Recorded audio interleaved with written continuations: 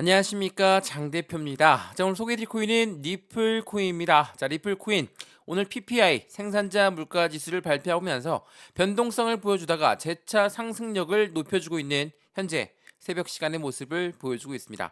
자, 리플 코인, 리플 코인 하면 뭐가 떠오르십니까? SEC가 떠오르신다는 말도 있고, 리플 하면 CBDC가 떠오른다는 말도 있고, 어찌됐든 해당되는 리플 코인은 상승력에 대한 모멘텀이 엄청나게 많은 코인임에도 불구하고 SEC 때문에, 또한 대외적인 이벤트 때문에 하방 압박을 많이 갖고 오고 있는 거 다들 알고 있으실 겁니다. 그래서 제가 오늘 리플 코인, 제가 영상을 여러 번 찍어드리면서 말씀을 드렸지만, 이 리플 코인은 어떠한 상승에 대한 모멘텀이 있는지가 중요할 수밖에 없다.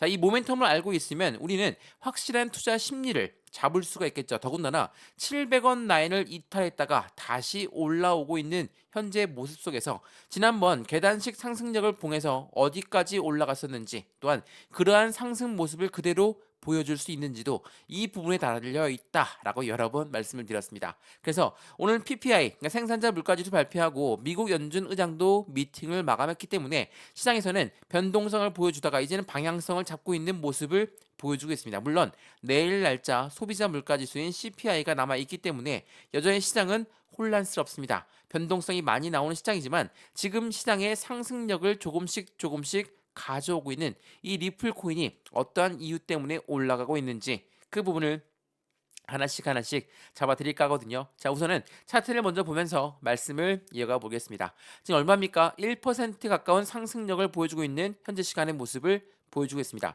평탄하게 흘러가다가 새벽 시간에 상승력을 높여가고 있죠. 이유는 이 리플 코인이 EVM, 이더리움 버추얼 머신을 통해서 사이드 체인을 늘려나가고 있는 모습 속에 그 부분에 대한 기대감이 더욱더 커지고 있는 모습이 지금 현재 시장에 상승력을 가져오고 있거든요. 자, 그래서 오늘 이 리플 코인은 이 이더리움 버추얼 머신뿐만 아니라 상승에 대한 모멘텀이 첫 번째로 뭐가 있습니까? CBDC라는 디지털 화폐의 중추적인 역할을 하고 있다. 두 번째로 뭐가 있죠? 코인과 코인의 송금 시스템을 구축하고 있다. 세 번째 뭐가 있습니까? IPO, ETF, 또한 스테이블 코인까지도 계속적인 상승에 대한 이벤트를 이렇게나 많이 가지고 있습니다. 자, 모멘텀을 이렇게 갖고 있는데 왜 못 올라가고 역으로 이렇게 떨어졌을까? 자, 그 이유는 도대체 뭘까? 자, 리플 코인의 상승 모멘텀이 없어진 게 있습니까? 없어진 건 없죠. 없어진 건 없습니다. 근데 우리가 잘 알고 있는 것처럼 미국의 증권위원회 이 SEC가 계속적으로 리플을 압박하고 있습니다. 그리고 대외적인 이벤트, 오늘 날짜 생산자 물가지수를 발표했고 소비자 물가지수를 예측치가 남아 있는 이 상태에서 기준금리가 어떻게 움직일지 모르니까 전체적인 시장, 주식 시장도 그렇고 코인 시장도 그렇고 변동성을 보여줄 수밖에 없다. 네, 이러한 부분들이 전체적인 시장의 하방 압박을 가져왔습니다. 이거는 비트코인을 필두로 해서 대부분의 알트코인들 모두가 다 같은 영향을 받았다. 라고 볼 수가 있습니다. 자, 그래서 오늘 이 영상에서는 어떤 부분을 말씀을 드릴 거냐, 리플 코인을 투자하고 있는 그 부분에 대한 이유가 정확하게 상승에 대한 모멘텀 때문이었다면 이 모멘텀은 언제쯤 발휘하면서 목표가만큼 올라갈 것인가, 이 부분을 먼저 짚어드리면서 지금 현재 시점에 매수와 매도의 관점은 어떻게 가져갈까. 서두에도 말씀을 드렸지만 여기 어디입니까? 700원 라인에서 상승을 시작했습니다. 어떻게 시작했습니까? 계단식 상승력을 통해서 1000원 라인까지 올라갔던 코인이었습니다. 자, 여기 1000원 많이 올라간 거 결코 아닙니다. 더군다나 700원 라인에서 이제 다시 700원을 지지받고 올리고 있다. 이래서 기분 좋아서 영상 올려드리는 거 아닙니다. 당연하겠지만 이 라인 자체가 다시 한번 재차 상승력을 높일 만한 요인을 제공하고 있기 때문에 그 부분이 어떠한 부분 때문인 건지 하나씩 짚어 드릴 거니까 오늘 영상은 끝까지 보시면서 리플 코인을 오랫동안 들고 있었다, 아니면 난 리플 코인에 관심이 있었는데 어떻게 투자해야 될지 모르겠다, 그러하신 분들 한 분 한 분 영상을 끝까지 보시면서 결정하시는데 도움을 드릴 수 있도록 하겠습니다. 더군다나 리플 코인을 오랫동안 들고 있는 분들은 매입 단가가 1,500원 이상이시고 2,000원 이상이신 분들도 있으시더라고요. 그분들은 가만히 보고 있는 게 아니라 지금처럼 700원 라인을 다시 지지받는다 라고 한다면 추가적인 매수 타이밍과 신규 매수 타이밍을 먼저 잡고 안정적인 수익 구간을 만들어갈 수 있도록 매입 단가 높으신 분들은 매입 단가를 낮추고 그에 대한 수익 구간을 높이는 부분이 필요하겠죠. 이러한 부분도 하나씩 짚어드릴 수 있도록 하겠습니다. 자, 오늘 영상 리플 코인 영상 본격적으로 시작하기 전에 구독과 좋아요 알림 설정 아랫부분에 따봉 버튼까지 눌러주시면 너무나 감사하고요. 전화번호도 말씀을 드릴게요. 전화번호가 010-6531번에 7908, 6531에 7908번, 여기다가 숫자 1번입니다. 문자 한 통만 넣어주시면 이 모든 부분 먼저 문자로 전송해 드릴 거니까 영상도 지금 무료로 보고 있는 것처럼 이 문자 또한 무료입니다. 문자를 먼저 받아보시고 확실하게 수익권을 만들어갈 수 있겠다, 직접 매매하셔도 상관없습니다. 근데 문자 내용만 보면 잘 모르겠다면 아랫부분에 파란색 링크 있습니다. 이 링크 클릭하시면 카톡방으로 연결되실 거니까 톡방에 들어오시든 문자만 받아보시든 상관없습니다. 시청하시는 모든 분들과 함께 수익권을 크게 만들고자 만든 영상이니까 문자와 카톡방 모두 들어와서 안정적인 수익권을 함께 만들어 가시면 너무 좋겠습니다. 이해되시죠? 자, 그러면 오늘 영상 리플코인 본격적으로 시작을 해보겠습니다. 자, 리플코인의 상승했던 부분, 지금 새벽 시간에 반짝 상승력을 보였던 부분이 어떠한 부분이었냐? 이건 보시죠. 자, 에브모스입니다. 에브모스에서는 무엇을 얘기했습니까? 리플과의 파트너십을 체결했습니다. 이게 5월 15일 부처님 날 0시 34분에 나왔던 속보 내용이었습니다. 리플레저는 EVM 사이드 체인을 구축하면서 해당되는 에브모스와의 파트너십을 체결했다. 근데 이 부분이 처음이 아니었습니다. 이것도 한번 보시죠. 자, 이전에 5월 10일 날 나왔던 뉴스입니다. 카탈라이즈 리서치는 리플레저 EVM, 바로 이더리움 버추얼 머신과 사이드 체인 밸류 데이터에 합류를 했다. 그만큼 지금 리플 코인의 움직임 자체는 굉장히 확장성이 높아지고 있다는 것을 우리는 알 수가 있습니다. 자, 리플이 확장력이 높아진다는 건 그에 맞는 기대감이 높아질 수밖에 없죠. 근데 이러한 기대감이 어디에서 발생됐습니까? 재차 700원 라인에서 다시 한번 발생되기 시작했습니다. 700원 라인을 유지하겠다라는 의미로 우리는 받아들일 수가 있죠. 그리고 리플 코인의 강력한 상승 모멘텀이 CBDC라고 말씀을 드렸죠. 자, 리플 코인 홈페이지에 보시면 이러한 내용들이 나와 있습니다. 어떠한 내용입니까? 이거는 전체적인 글로벌 은행권들이 쭉 나열되어 있는데 해당되는 트랭글러, 해당 모듈러, SABB, 니움, SCB, SBI, 자, 이러한 은행권은 유럽에 있고요, 아랍에 있고요, 아시아에 있는 은행들입니다. 이러한 은행권들이 왜 리플과 손을 맞잡고 있을까? 그에 맞게 리플 코인은 강력한 은행권들과 상승 모멘텀을 같이 추구하고 있다 라고 볼 수 있죠. 자, 은행권들, 글로벌 은행권들은 어떤 걸 이야기합니까? 국가 간의 거래, 스위프트보다 리플 코인이 훨씬 더 긍정적이고 빠른 속도를 보여줄 것이다. 이러한 부분들은 어떤 부분과 현상이 연결됩니까? CBDC, 바로 디지털 화폐입니다. 자, 이러한 디지털 화폐는 지금 한국은행도 마찬가지지만 전 세계 글로벌 은행권들은 CBDC의 개발 속도를 높이고 있어요. 미국만 제외하고 말이죠. 자, 미국 같은 경우는 CBDC를 높이고 싶어도 리플과 SEC가 계속적으로 싸우고 있으니 발전 속도를 높일 수 있겠습니까? 못 높이죠. 그래서 중국, 러시아, 이 탈달러를 외치는 나라들이 오히려 이 CBDC의 개발 속도를 굉장히 빠르게 높이고 있다라는 거. 그러한 부분들이 미국한테는 굉장히 약점으로 잡힐 수 있습니다. 자, 여기서 말하는 CBDC가 뭡니까? 디지털 화폐라고 말씀드렸죠. 우리가 사용하고 있는 종이 지폐, 동전, 지금 이용하시는 분들 없으시죠? 벌써 신용카드만 이용하고 있는데 이 부분이 이제는 디지털 화폐로 바뀐다는 거. 이러한 부분들을 언제쯤 나오냐, 미래적인 관점에서 어떻게 투자를 하냐, 이렇게 말씀하신 분 없으시죠? 우리가 투자를 하는 거는 확실한 시간적인 여유와 돈의 여유를 가지고 투자를 하는 겁니다. 투자를 한다는 건 미래적인 시점에 그 기대감이 얼마나 높은지에 따라서 주식을 투자하고 코인을 투자한다는 거. 이거를 다시 한번 체크해 보시면 너무나 좋을 것 같습니다. 이해되시죠? 자, 그러면 지금 리플코인, 해당되는 리플코인이 이렇게나 상승 모멘텀이 많다라고 했는데 왜 못 올라가고 있을까? 많이들 알고 있으시지만 SEC입니다. 자, SEC가 증권위원회라는 건 다들 알고 있으시죠? 미국의 증권위원회, 미국의 기관입니다. 이러한 아이들이 리플한테 너희는 증권인데 왜 우리 증권법을 따르지 않느냐? 이러한 부분으로 소송을 했습니다. 이게 3년 동안 지속됐어요. 그래서 지금 이 시점이 언제쯤 이게 끝날 것인가? 우리가 예측하기론 2024년도 미국의 대통령 선거를 앞두고 이 부분은 마감을 할 것이다 라고 예상하고 있습니다. 빠르게 지금 비공개 합의점을 찾고 있는 부분으로 많이들 알고 있으시죠. 과태료를 얼만큼 부과할 것이냐, 이 부분에 따라서 서로 또 의견이 충돌나고 있지만 이 부분은 9월경에 최종 판결로 예상할 걸로 예상됩니다. 자, 판결이 빠르게 날 것입니다. 이거 많이 말씀 들어보셨죠? 이게 5월 12일 날 나왔던 뉴스인데 이전부터도 약식 재판 결과 나오면 끝날 것이다. 이러한 부분이 계속적으로 이슈가 됐었는데 계속적으로 끝나지 않는 싸움이 되다 보니까 3년이 넘어가다 보니까 많은 분들은 지치고 힘이 빠질 수밖에 없죠. 자, 지금 제 영상을 보시는 오랫동안 영상 보셨던 분들도 다들 알고 있으실 겁니다. 약식 재판 결과 끝나면 이제는 끝날 겁니다. 끝날 겁니다. 아직 안 끝났죠. 근데 그 부분이 대통령 선거를 앞두고 끝날 확률이 매우 높다. 이러한 이벤트들이 계속적으로 나오고 있어요. 왜 대통령 선거를 앞두고 시장에서는 변동성을 가질 걸로 예상하고 있을까? 이거 한번 보시죠. 자, 비트코인 뭐라고 합니까? 트럼프가 당선이 되면 2억이 간다라고 합니다. 그에 대한 근거는 뭘까? 비트코인 대체 자산 기능을 부각될 것이고 가상자산은 증권이 주장한 갠슬러의 교체 가능성 또한 높아질 것이다. 여기서 말하는 갠슬러는 누굽니까? SEC의 증권위원회 위원장입니다.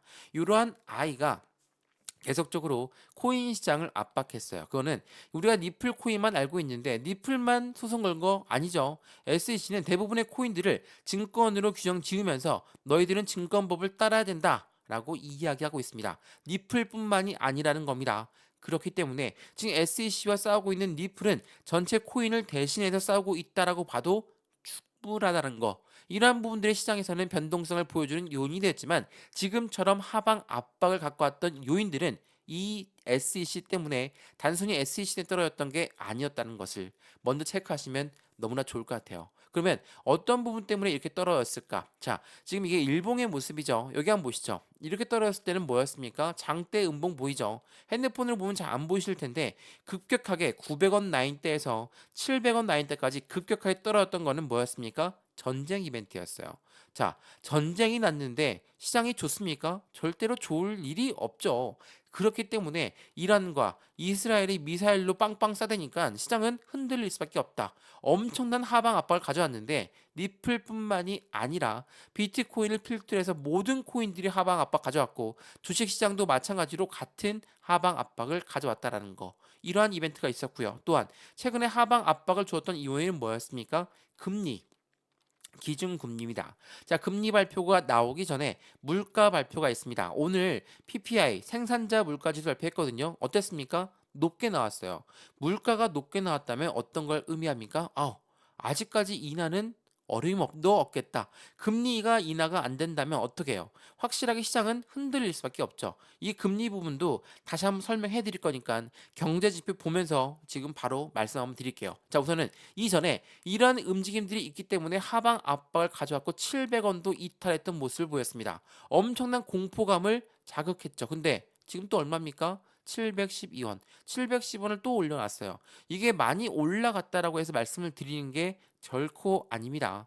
지금 이 700원 나이 때 매도를 안 했다면 어떻습니까? 다시 또 올라오는 모습을 보일 것이다. 제가 이 부분을 말씀드렸던 이유는 한 가지입니다. 왜? 확실한 바닥 구간에서 700원 라인에서 어떻게 올라왔는지를 우리는 알 수가 있었고 다시 한번 700원 라인대를 확인했으면 어떻게 올라갈지를 예측 가능한 부분이었기 때문에 여러 번 말씀을 드렸던 거 다시 한번 체크하시면 좋을 것 같고요. 그래서 이러한 부분들 먼저 문자 넣어 드릴 거니까 상담 전화번호 다시 한번 말씀드릴게요. 전화번호가 010-6531번에 7908 6531에 7908번 여기다가 숫자 1번입니다. 문자 한 통만 넣어주시면 이 모든 부분 먼저 문자 넣어 드릴 거니까 문자를 먼저 확인해 보셔도 충분하겠죠. 또한 이 문자 또한 무료라고 여러 번 말씀을 드렸습니다. 문자가 무료니까 한번 받아보셔도 절대 늦지 않고요. 다시 한번 말씀드리지만 문자 보내는 게 번거롭다면 아랫부분에 파란색 링크 있습니다. 이 링크 클릭하시면 카톡방으로 연결되실 거니까 톡방 들어와서도 실시간 경제 상황이 어떻게 움직이는지를 확인할 수 있으니까 체크를 먼저 하시는 걸 다시 한번 추천드리겠습니다. 자, 그러면 말씀드렸던 경제 지표가 어떻게 나왔길래 이럴까? 이거 한번 보시죠. 제가 이 부분 여러 번 설명해 드렸는데 굉장히 중요한 지표 발표가 있습니다 라고 말씀드렸죠. 자, 오늘 날짜, 그러니까 어제죠. 어제 날짜로 생산자 물가지수가 어땠습니까? 예측치는 0.3, 실제로 0.5가 나왔어요. 올랐죠. 생산자 물가가 올랐다는 건 말 그대로 공장에서 만든 물품 가격이 올랐습니다. 그러면 최종 소비자한테 가는 가격은 더욱더 오를 수밖에 없겠죠. 이 생산자 물가 지수를 봐야 되는 이유가 이거예요. 최종적으로 소비자한테 들어오는 물가가 올랐으니까 다음 소비자 물가가 오를 확률이 높겠구나라고 판단할 수가 있죠. 또한 연준 의장이 새벽에 연설을 했습니다. 미팅을 했죠. 미팅을 했는데 어떠한 발언이 나왔습니까? 매파적인 발언들이 쭉쭉 나왔어요. 이러한 부분들 때문에 시장에서는 또 한 번의 흔들림을 가져오겠죠. 근데 이 연준 의장이 미팅 때 뭐라고 얘기했냐? 중요한 부분 이겁니다. 내일 날짜 소비자 물가 지수 발표가 할 거고 소매 판매가 발표될 겁니다. 이게 가장 중요할 겁니다. 라고 이야기했다는 거. 소비자 물가는 당연히 더욱더 중요할 수밖에 없고 소매 판매 또한 소비자가 얼만큼 소비를 하고 있는지가 중요할 수밖에 없다. 자, 이러한 부분들이 왜 중요합니까? 우리는 코인에만 투자하면 되는데 왜 금리를 봐야 되고 왜 이런 경제 지표를 봐야 될까? 말씀을 여러 번 드렸지만 코인 시장은 그냥 코인으로 끝나는 게 아닙니다. 이제 ETF가 나왔기 때문에 전체적인 코인 시장에 고래들의 자금이 유입되었고 그 부분은 금융시장의 움직임과 함께 길을 같이 한다. 제가 여러 번 설명해 드렸죠. 왜 우리가 집을 샀습니다. 대출을 받았어요. 대출 금리 올라가면 어때요, 우리? 나중에 집을 팔 수도 있어요. 왜? 이 대출 금리가 올라가니까 투자했던 집을 팔아야 되겠죠. 근데 우리가 투자했던 코인 시장에 가장 큰 힘을 가지고 있는 사람이 누굽니까? 우리가 이야기하는 고래라고 하는 애들이죠. 자, 고래가 누구예요? 기업이고 기관이죠. 이러한 아이들이 투자했던 게 주식과 코인입니다. 근데 주식과 코인에서 금리가 너무 높으니까 투자 자금을 회수해야 되겠대요. 어때요? 매도한답니다. 떨어지겠죠. 변동성이 나오겠죠. 이러한 부분들이 시장을 압박하고 있으니까 우리가 이거를 안 보고 그냥 투자할 수 있겠습니까? 절대 못한다는 거. 이 부분을 다시 한번 확인하시면 너무나 좋을 것 같아요. 제가 이래서 이 부분을 계속적으로 강조 말씀드렸던 거고, 그러면 니플 코인 계속적으로 흔들릴 것이냐, 대외적인 지표가 안 좋을 것이냐, 그렇지가 않습니다. 금리가 계속 고금리로 간다면 시장 방향은 더욱더 어려울 수밖에 없어요. 그래서 그걸 알고 있는 미국 연준 또한 계속적으로 겁을 주면서 시장에 인플레이션이 못 올라가게끔 막고 있다는 것을 다시 한번 확인하시면 너무나 좋을 것 같습니다. 자, 그래서 그럼 니플코인 어떠한 상승 모멘텀이 추가로 남아 있을까 보시죠. 이건 5월 12일 날 나왔던 뉴스거든요. 캐나다에 이어서 일본 시장을 공략하게 나섰다. 니플은 0.5달러의 지지선을 유지하고 있다라고 합니다. 그리고 가장 중요했던 부분이 이겁니다. 니플 7년간 축적되는 추세가 종료를 임박하고 있습니다. 상승 랠리가 촉발될 가능성이 매우 높습니다. 이게 5월 14일 어제 날짜로 나왔던 뉴스였습니다. 자, 7년간 축적되는 추세가 종료를 임박했다. 이거 어떤 걸 말합니까? 고래의 매집 구간이 이제 마감되고 있다라는 것을 말하고 있습니다. 고래가 매집하는 구간, 이 매집이라는 거를 보시고 그냥 고래가 많이 들어가 있으면 빨리 올라야 되는데 왜 이렇게 늦게 오릅니까? 이렇게 말씀하신 분들 분명히 많더라고요. 자, 우리가 이야기하는 매집이라는 거는 뭡니까? 매집과 매수 똑같은 이양입니까? 그렇지가 않죠. 이 매집이라는 거는 확실하게 저가에 매수하는 것을 우리는 매집이라고 합니다. 저가에 매수한다? 올라가던 것도 다시 끄집어 내려야지 당연히 저가의 매수가 되겠죠. 이걸 말씀드리고 있는 이유가 이거예요. 왜? 고래들은 왜 이렇게 매매를 할까? 고래가 시장가로 매수하는 거 보셨습니까? 못 봤죠. 시장가로 매수하면 그냥 그대로 올라가 버려요. 그러면 이게 저가에 매수하는 게 아니라 그냥 매수하는 겁니다. 그거는 고래가 비중을 추가할 때 쓰는 방법이 아니라는 거. 이 매집을 한다라는 건 아래로 내려가면 내려갈수록 비중을 조금씩 늘린다는 것을 말한다는 걸 다시 한번 체크해 보시면 너무나 좋을 것 같아요. 또한 해당되는 리플 코인이 0.5달러를 지지하고 있는 것에 주목하고 있는 이유는 뭘까? 이 리플의 랠리를 이끌 촉매가 무엇에 있을까? 뭐 기술적 분석도 많지만 가장 중요한 건 뭐였습니까? SEC와의 합의점이라고 말씀하신 분도 있고 기준금리의 안정성이라는 분도 많습니다. 이러한 모든 부분들이 복합적으로 적용되는 게 바로 우리가 투자하고 있는 금융시장이라는 거. 이 부분을 다시 한번 체크해 보시면 너무나 좋을 것 같습니다. 말 그대로 리플의 ETF 말도 나오고 있어 말씀드리는데 이전에도 말씀을 드렸지만 비트코인 현물 ETF에 대한 선점 효과에 대한 노림수가 있다. 자, 어떠한 노림수를 보니까 제가 이 설명 많이 해드렸는데 이 뉴스는 미국의 비트코인 현물 ETF 나오기 전에 나왔던 뉴스입니다. 보시면 월가에서는 코인 시장 진입을 준비하면서 비트코인을 먼저 매집한 다음에 ETF가 출시가 될 것이다. 선순위가 뭐라고 했습니까? 매집이라고 했어요. 자, 이 매집이란 거 뭐라고 했죠? 올라가는 것도 다시 끄집어 내려서 저가에 매수하는 것을 매집이라고 한다고 그랬습니다. 자, 이렇게 매집을 하는데 얘네들이 ETF 나오면 성공적으로 수익 구간 노릴 거야. 수익 구간 많이 받을 거야. 이렇게 생각하시는 분들이 많을 겁니다. 얘네들도 그렇게 생각하죠. 근데 어떻게 해야 성공적인 수익 구간을 가져갈까? 매집을 해야 되겠죠.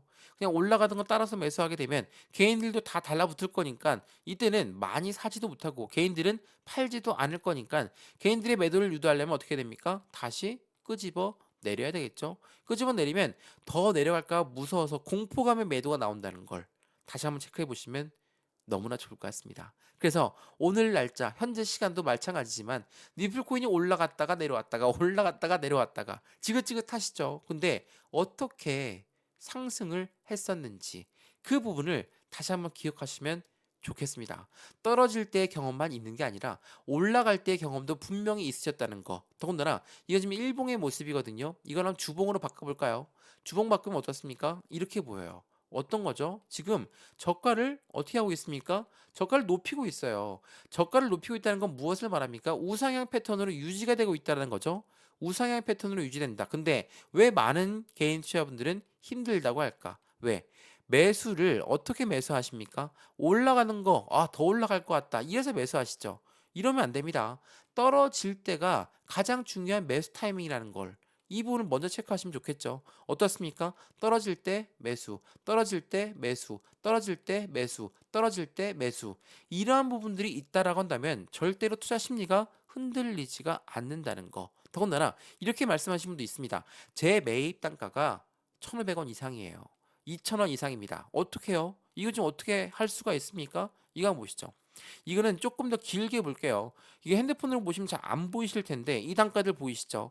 오른쪽에 이 단가들은 목표 단가가 아닙니다. 목표가가 아니라 지지와 저항 구간을 체크해 놓은 부분이에요. 어때요? 여기 500원 라인에서 엄청나게 길게 행보하다가 여기 600원 라인, 다시 650원, 700원, 800원, 900원, 1000원 이렇게 움직일 수밖에 없는 게 지금 현재 리플 코인의 움직임을 보여주고 있습니다. 언제부터? 3년 내내 SEC한테 압박감을 가졌다고 말씀드렸죠. 어떻습니까? 그 모습 그대로 SEC가 가장 큰 축을 담당하고 있고 코로나 시즌 때 어땠습니까? 엄청나게 힘들었죠. 근데 이때 매수하셨던 분들은 확실한 부를 챙기셨습니다. 마찬가지죠. 지금처럼 어렵다 이 바닥 박스권 언제쯤 벗어나냐?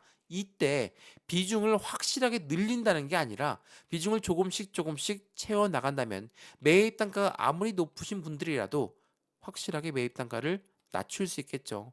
이 부분을 여러 번 강조 말씀해드리고 있다라는 거, 그걸 다시 한번 체크해 보시면 너무나 좋을 것 같습니다. 지금 말 그대로 어려운 시장 맞거든요. 엄청나게 어려운 시장이지만 이 시장에 어떻게 우리는 매매 타이밍을 잡느냐 그 부분에 따라서 우리의 수익 구조는 확실하게 틀려질 수밖에 없다는 것을 다시 한번 체크하시고 확인하시면 더욱더 좋을 것 같습니다. 리플코인 오랫동안 투자하셨던 분들 강력한 홀더분들 또한 힘이 빠진다, 지칠 수밖에 없다, 기회비용 다 날렸다 이렇게 말씀하시지만 지금처럼 손실을 확정 적고 그냥 매도하고 끝내버릴래 이게 아니라 지금처럼 비중 관리를 할 수 있도록 매매 대응을 할 수 있도록 어떻게 대응하느냐에 따라서 수익 구조가 틀려진다고 한다면 다시 한번 기회를 잡으셔야 되겠죠. 어느 시점에 이 700원을 이제야 올라섰던 이 시점부터가 우리의 기회가 다시 발생되고 있다는 것도 다시 한번 확인하시면 너무나 좋을 것 같습니다. 이해되시죠? 자, 오늘 영상 리플코인 영상 여기까지입니다. 오늘 영상 유익하였으면 구독과 좋아요, 알림 설정 아랫부분에 따봉 버튼까지 눌러주시면 너무나 감사하고요. 전화번호도 말씀을 드릴게요. 전화번호가 010-6531번에 7908, 6531에 7908번 여기다가 숫자 1번입니다. 문자 한 통만 넣어주시면 이 모든 부분 먼저 문자로 넣어 드릴 거고요. 영상도 지금 무료로 보고 있는 것처럼 이 문자 또한 무료입니다. 무료니까 먼저 받아보시는 걸 추천드리고요. 마찬가지로 문자 보내는 게 힘들다, 문자 보내는 게 번거롭다, 아랫부분에 파란색 링크 있습니다. 이 링크 클릭하시면 카톡방으로 바로 연결되실 거니까 들어와서 실시간 매수, 매도 대응을 받아도 충분한 수익과는 함께 만들 수 있다는 것도 다시 한번 체크하시면 더욱더 좋을 것 같습니다. 영상 여기까지입니다. 언제나 성공적인 투자 정말 진심으로 기원합니다. 감사합니다.